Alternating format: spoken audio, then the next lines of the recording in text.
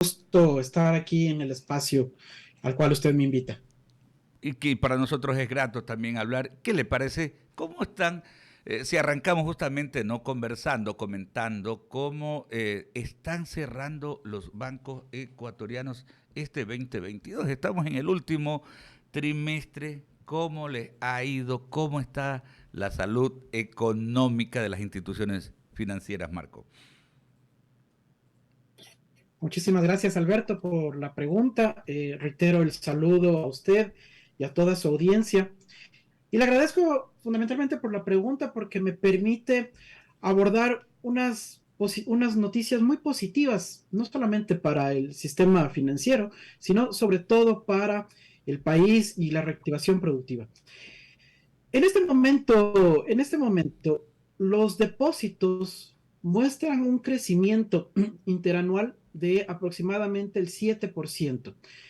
Hoy por hoy, al cierre de septiembre, los depósitos totales alcanzaron el monto de 41 mil millones, prácticamente 42 mil millones de dólares. Pero dentro de los depósitos, de la totalidad de los depósitos en la banca, en este momento, el rubro que crece con mayor cantidad que se sostiene más en su crecimiento son los depósitos a plazo. Los depósitos que se colocan en los bancos a más de 90 días son aquellos que tienen un mejor ritmo de crecimiento. Pero esta es una parte del proceso de intermediación. La mejor noticia en realidad es la cifra récord de colocación de crédito. Al cierre de septiembre, la cartera colocada por los bancos a nivel nacional llega al monto de 37 mil millones de dólares, casi 38 mil millones de dólares en realidad. Y el ritmo de crecimiento de los créditos es superior al ritmo de los depósitos. Los créditos realmente han crecido en un porcentaje de aproximadamente el 17%. Y dentro de los créditos, el segmento que más crece o cuyo ritmo de colocación es más amplio es el microcrédito. El microcrédito, que son aquellos créditos que se otorgan a los emprendedores, a aquellas madres de familia, cabezas de hogar, aquellos jóvenes que quieren empezar un negocio, crece a un ritmo del 20.4%. Al momento, en la cartera de microcrédito en el sector de la banca, se han colocado aproximadamente 3 mil millones de dólares. Entonces, estas son noticias muy importantes, muy alentadoras, porque muestran primero la confianza del público en el sistema financiero por el lado de la captación de depósitos, pero muestran sobre todo el apoyo de la banca a la reactivación productiva a través de la colocación de crédito, que como digo, crece interanualmente en 17% y el microcrédito a un ritmo del 20.4%. Hoy por hoy, si uno mira el volumen total de la cartera, el 61% del crédito se destinan a actividades productivas, entendiéndose como actividades productivas aquellas que se otorgan a la gran empresa, a la mediana empresa, a la pequeña empresa también, al segmento de vivienda, y se denominan así porque estas son las actividades que generan empleo, generan estos encadenamientos productivos muy virtuosos. El 61% del crédito se coloca en estos segmentos y el saldo en el segmento de consumo, lo cual también es bueno porque si no existe consumo adecuado dentro de la economía, el ritmo de la producción no tiene sentido. Entonces, en este momento, creemos nosotros que hay un buen apoyo a la reactivación. Claro, y es un interesante equilibrio, ¿no? Porque en cambio si estuviera a la inversa y se destinara más a cuestiones de consumo, ¿no? Los dineros fuera diferente, ¿no? O sea, no fuera tan positivo. Ahora hay que partir de una premisa, ¿no? La estabilidad financiera de alguna manera es la que va generando empleos y mejora en los niveles de productividad. El hecho de destinar justamente recursos de la banca privada para fomentar el desarrollo productivo en nuevos negocios, en emprendedores, es algo que en verdad va en la vía de fortalecer aquello, ¿no? Sí. Así es. Y mire usted que el día de ayer la Asociación de Bancos junto con Aval Buró de Crédito, que es uno de los dos buros que operan en el país, presentaron un estudio llamado la radiografía del crédito, que es un estudio que aborda la situación de la colocación del crédito en lo que va del año, enero a septiembre del 2022. Y si uno mira las cifras de este periodo, encontramos incluso datos mucho más alentadores. Mire, de enero a septiembre de este año, la colocación de nuevos créditos, nuevas operaciones crediticias, llega al monto de 22.800 millones de dólares, casi 23.000 millones de dólares entonces. Este monto es un 23% más que el crédito otorgado en el mismo periodo del año anterior. Pero ¿por qué digo que este estudio nos muestra unas cifras incluso mucho más interesantes? Voy a dar dos datos. Uno de los elementos, uno de los desafíos que tiene el Ecuador en este momento en materia financiera es una mayor inclusión financiera. Esta radiografía nos muestra que por el lado de los nuevos clientes, aquellas personas que nunca antes habían recibido un crédito, hay un crecimiento sostenido en este año. 84,000 personas han recibido crédito por primera vez en el sistema bancario. 84,000 personas. El monto que han recibido y que han recibido a estas personas está bastante bien equilibrado, pero quienes se llevan mayor cantidad de este crédito, de este nuevo crédito, el otorgado entre enero a septiembre, son precisamente las actividades productivas. Vimos hace un momento, dijimos que el 60 cartera estaba colocado en actividades productivas. En lo que va del año, enero a septiembre, este monto de los 22.000 millones de dólares, casi 23.000 millones de dólares, en un 84% se están entregando a actividades productivas. Y como dije hace un momento, dentro de este crédito desembolsado en este periodo, 84,000 personas han recibido por primera vez un crédito. Y estas 84,000 personas son personas que antes de recibir un crédito bancario, con cierto grado de certeza podemos decir que son personas que al no recibir un crédito en el sector financiero formal, estaban financiándose y siendo extorsionados por el delito del chulco y la usura, con tasas de interés superiores al 1.200% anual. Entonces, esta cifra de nuevas personas incluidas en el sistema financiero es una cifra muy positiva, muy alentadora, porque está precisamente en la línea de mayor inclusión financiera y de rescatar a la gente de este delito del cual son objeto. Ahora, muy interesante, ¿no? Y a partir de la presentación de este estudio, ¿no? Que le han denominado Radiografía del Crédito en Ecuador, básicamente, ¿cómo piensan replantear? Porque me imagino, obviamente, uno prepara este tipo de análisis de estudios para tomar decisiones. ¿Qué es lo primordial que ya han ido puntualizando como asociación? Hay dos elementos importantísimos, dos indicios importantes que nos da este estudio. Primero, el hecho de saber ya con data cierta, con un análisis preciso, de que la mayor cantidad del crédito se está destinando a actividades productivas.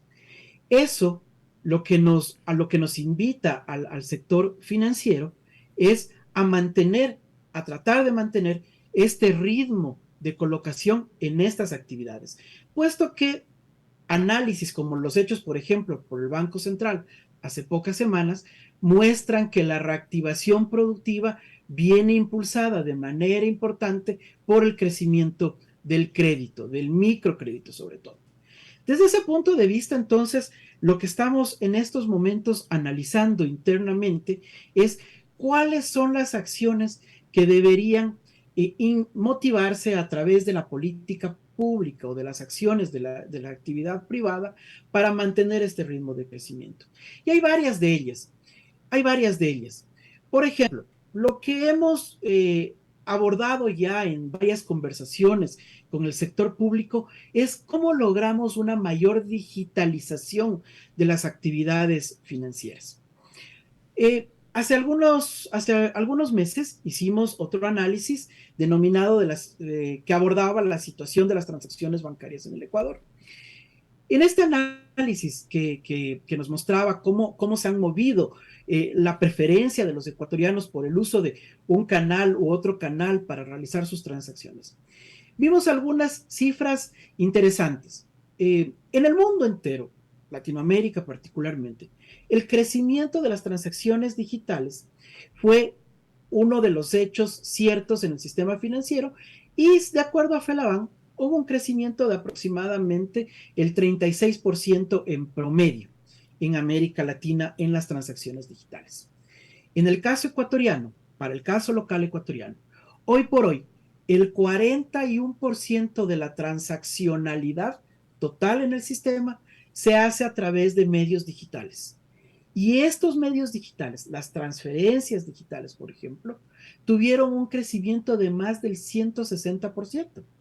Estos dos datos nos llevan a darnos cuenta de que al ser estos los canales ya preferidos por los ecuatorianos y al existir una tendencia de migrar hacia el uso de estos canales, la política pública y la acción privada para sostener este crecimiento del crédito, para sostener una mayor inclusión financiera, deben guiarse hacia el uso de estos canales. Inclusión financiera es aquel concepto que aborda la posibilidad de acceder a instrumentos financieros, a servicios financieros, pero además a usar estos servicios financieros. Y estos dos números en la colocación, es decir, nuevos clientes que están accediendo a un servicio, a un producto financiero como es el crédito, el más importante, 84,000 personas aproximadamente, y el crecimiento de las transacciones digitales nos muestra que estamos en una senda adecuada para una mayor inclusión financiera, pero todavía resta hacer un poco más de acciones desde el lado de, como dije, de la política pública, con quien hemos venido ya entablando diálogos para mirar qué se puede hacer en los cambios normativos, pero también de la acción privada. Permítame rápidamente, ¿no? Porque antes de hablar del tema de la amenaza de los ciberdelitos, porque si bien las herramientas tecnológicas permiten justamente ir allá, antes de ir a eso, una consulta de nuestra audiencia. Me dice si en el estudio también, ¿qué refleja ese segmento en lo que tiene que ver con niveles de morosidad con personas que incluso antes de pandemia ya tuvieron problemas no de incumplimientos en pagos? ¿Cómo queda la situación? ¿O qué tipo de medida van a adoptar ustedes también en lo que tiene que ver con eso? Me piden puntualmente que le pregunte aquello. Muchísimas gracias la pregunta porque allí me permite dar dos noticias muy positivas para estos aspectos. El primero, la mora total en el sistema financiero en promedio, en el sistema financiero privado bancario, en promedio está en 2,1%, la mora. Eso quiere decir que hay un manejo bastante adecuado, técnico y prudente de la colocación, del análisis de riesgo de crédito y la administración de los créditos. Una mora bastante positiva, 2,1%. Pero fíjese, el estudio que hicimos no aborda solamente el tema de la morosidad, de aquellas personas que no han pagado sus créditos a la fecha. Aborda un elemento más interesante que se denomina score. El score de crédito es una fórmula estadística que permite predecir si una persona en un lapso determinado de tiempo, en el caso ecuatoriano 3 años, va a incurrir en atrasos o en no pago de sus deudas. Este score es desarrollado regularmente por los buros de crédito, como comentaba hace un momento, en este caso por Aval Buró de Información Crediticia. Y este dato, el score de crédito, nos muestra una mejora sustancial del score crediticio de las personas. Por ejemplo, le voy a dar un dato. Este reporte muestra que aquellos sujetos de crédito que tenían un score de entre 1 y 377 puntos, es decir, un score que está en la parte baja del ranking, que a septiembre que estaba en un nivel de 5.9% en la época de la pandemia, hoy por hoy, a septiembre de este año, ha tenido una reducción a 2.9%, de 2.9%. Es decir, hay una recuperación bastante importante del carácter de pago de las personas, de su deseo de pagar puntualmente las operaciones crediticias, de su reactivación que les permite pagar sus operaciones crediticias. Entonces, tanto por el lado de la mora, que es un número contable de técnica bancaria y de análisis de cómo está la cartera improductiva que se denomina, aquella que ya no me han pagado. Está bastante bien manejada y tiene el 2.1%. Pero este otro dato, que es el score de crédito, aquel que corresponde a las personas que por diferentes razones tienen atrasos momentáneos, a veces más largos, más sostenidos en el pago de sus créditos, ha tenido una reducción del 5.9% a 2.9% entre septiembre del 2020 y septiembre del 2022. Bastante, Entonces, bastante ostensible, ¿eh? Bastante sí, significativo, ¿no? sí, Y no sí, parecería. Ok. bastante positivo. Oiga, y finalmente consultarle en el tema de qué se hace para evitar también, ¿no? Cuando hablamos del crimen organizado transnacional, son varias amenazas, los tentáculos, ¿no? No solamente es el narcotráfico, el microtráfico, la trata de personas, también son los ciberdelitos, como le denominan, básicamente cómo potenciar también, cómo blindar un tanto las operaciones, porque hablamos de esto, de la necesidad de ir a la virtualidad, a utilizar todas estas herramientas, pero a la vez también aquello nos vulnera un poquito. ¿Qué están preparando para aquello? Muy interesante la pregunta. Mire, de acuerdo a diversos estudios realizados en el mundo, se ha podido determinar que la industria bancaria en el mundo entero, es una de las industrias que, ante la creciente digitalización de la economía, ha sido objeto de mayor cantidad de ataques. La Asociación de Bancos, a inicios de este año y hasta ahora mismo, hasta el cierre de septiembre, llevó adelante una campaña profunda, importantísima, sobre temas de ciberseguridad, alertando a la gente de que las entidades financieras bancarias privadas en el Ecuador tienen importantísimas inversiones y esfuerzos en materias de ciberseguridad para dotar de las mejores herramientas, las más seguras y más confiables para las transacciones digitales. Pero en esta campaña se tuvo por objeto alertar a la gente de que parte del proceso de seguridad también es la propia seguridad de la persona. En esta campaña se resaltaba, por ejemplo, la importancia de que la gente cuide sus claves personales, que sus claves personales sean solo conocidas por ellas, pero además que sean claves personales fuertes, que tengan cierta dificultad. No puede ser el uso de claves personales como el cumpleaños, como el nombre, como el nombre propio, como el nombre de la mascota, como el número de cédula. No son claves realmente fuertes. Entonces se motiva a que la gente genere claves seguras, las administre con seguridad, con certeza. Y adicionalmente dentro de este proceso, también resaltábamos la importancia de utilizar canales, conexiones seguras, alrededor de utilizar antivirus adecuados, antivirus actualizados. Todo esto, la conjunción de los canales seguros que dota el sistema financiero, más la propia seguridad que el usuario debe tener de sus instrumentos, ya digo, de sus claves, de su información personal, van a lograr hacer más resiliente al sistema, más potente al sistema en temas de seguridad. Esta fue la campaña que hizo la Asociación de Bancos Privados durante 6 meses de este año, inicios de este año hasta el mes pasado. ¿Por qué abordamos esta parte primero de la seguridad? Porque, como digo, hay esfuerzos importantes del lado de la banca y era importante reforzar el lado de la ciudadanía. Del usuario, ¿Qué claro. más estamos haciendo? Perdón. Sí, decía del usuario, claro, del ciudadano. ¿Qué más estamos haciendo en este mismo momento? Dentro de estos diálogos con el Estado, estamos mirando cómo la normativa acompaña a estos esfuerzos que hacen instituciones financieras y que pueden hacer también los ciudadanos, a través de validar o permitir el uso y la entrada de medios de identidad digital mucho más potentes y mucho más asertivos y certeros en la validación de las transacciones de las personas.